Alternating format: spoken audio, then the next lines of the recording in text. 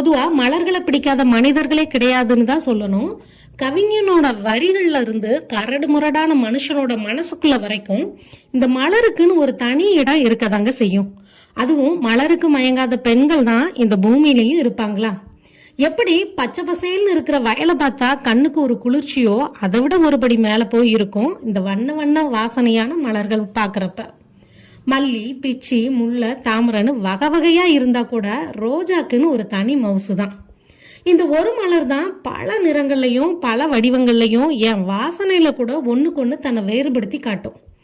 அதுவும் குறிப்பிட்டு சொல்லணும்னா பன்னீர் ரோஜா. இந்த நிறமே ஒரு அழகு. இதுல என்ன ஒரு சிறப்புனா, அந்த நிறத்துல இருக்கக்கூடிய ஒரு பொருளை சுட்டி காட்டுறப்ப rose colour dress, rose colour வளையர் அப்படின்னு அந்த மலரோட பேரை வச்சுதான் அந்த கலரையே மென்ஷன் பண்ணுவோம்னா பாத்துக்கோங்க. இந்த பன்னீர் ரோஜாக்குன்னு ஒரு மனம் இருக்குமே, ஆசம், அந்த வார்த்தைகளால விவரிக்கவே முடியாது. அதனாலதான் வாசனை திரவியங்கள் தயாரிக்க பயன்படுத்துற மலர்கள்ல இந்த ரோஜாக்கு முதலிடம். அப்பேற்பட்ட பன்னீர் ரோஜாவை வச்சு செய்யக்கூடிய ஒரு இனிப்பு பத்தி தான் இன்னைக்கு நம்ம வீடியோல பார்க்க போறோம்.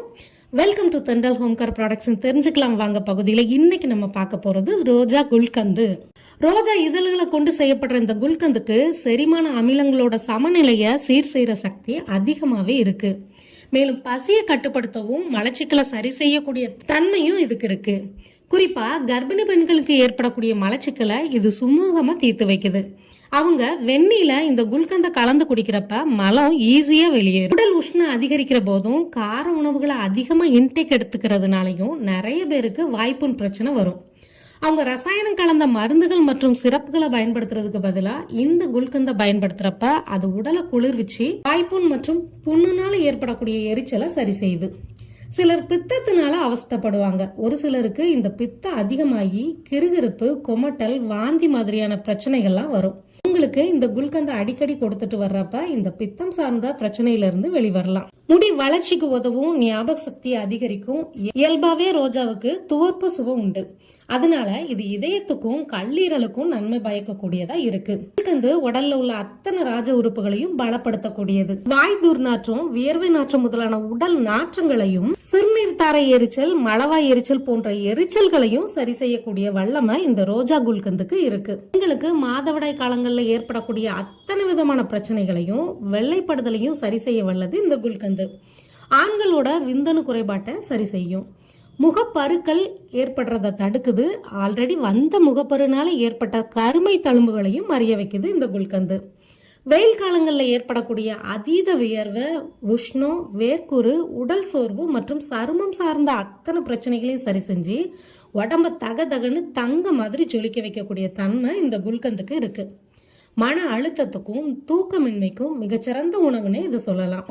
அனிமியா பிரச்சனை இருக்கிறவங்க இதை தொடர்ந்து எடுத்துக்கிறப்ப ரத்தம் விருத்தியாகும்.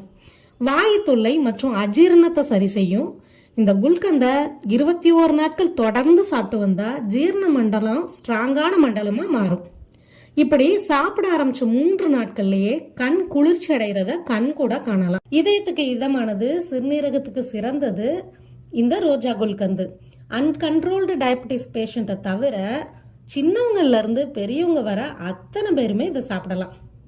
சின்னவங்களா இருந்தா சின்ன நெல்லிக்காய் அளவுக்கும், பெரியவங்களா இருந்தா பெரிய நெல்லிக்காய் அளவுக்கும் காலையிலையும் இரவும் சாப்பிட்றதுக்கு ஒரு அரை மணி நேரத்துக்கு முன்னாடி இதை எடுத்துக்கலாம். நல்ல விருந்து சாப்பிட்டதுக்கு அப்புறம் ஸ்வீட்டா பீடா போடக்கூடிய பழக்கம் நம்மள்ட்ட நிறைய பேர்ட்டு இருக்கும். கொலக்கட்டைக்குள்ள எப்படி பூரணம் வைப்பாங்களோ அதே மாதிரி இந்த பீடாக்குள்ள வைக்கக்கூடிய பூரணமே இந்த குல்கந்து தான்.